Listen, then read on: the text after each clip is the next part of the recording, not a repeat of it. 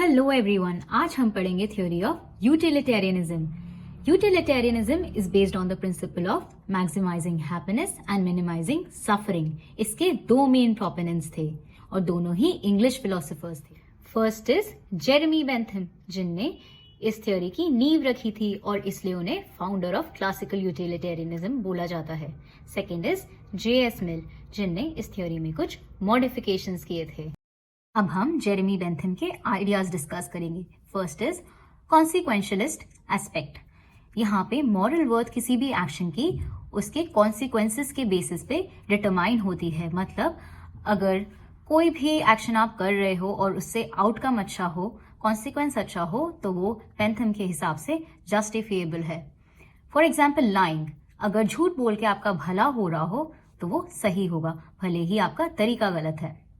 Second is principle of utility, यानी कि greatest happiness to greatest number of people.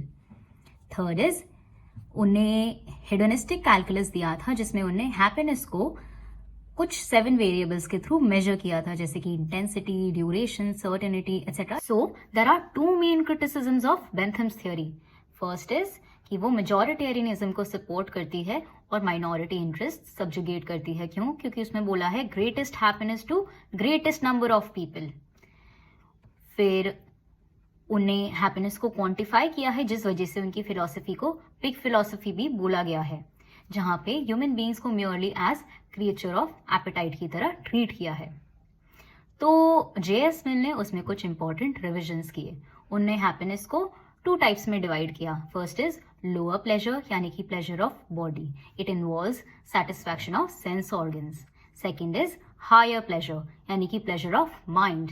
It involves imagination, thoughts, emotions etcetera. और उनने बोला है कि higher pleasure is more desirable than lower pleasure.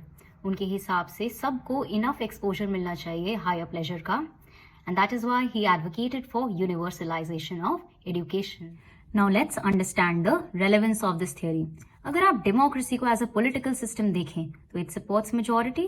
However India में adequate safeguards हैं to protect the minorities, जैसे कि fundamental rights, independent judiciary and various other mechanisms.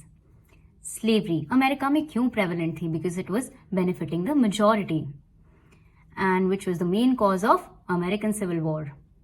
अब LGBTQIA+ के राइट्स एंड रिकॉग्निशन को आप इस थ्योरी से कैसे रिलेट करेंगे, ये आप मुझे कमेंट्स में बताएंगे. मुझे आप में से कुछ लोगों से फीडबैक मिला था कि मैं एथिकल थ्योरीज को PPT के थ्रू एक्सप्लेन करूं. So I hope this works, and if you found this video insightful then do share it. Thank you.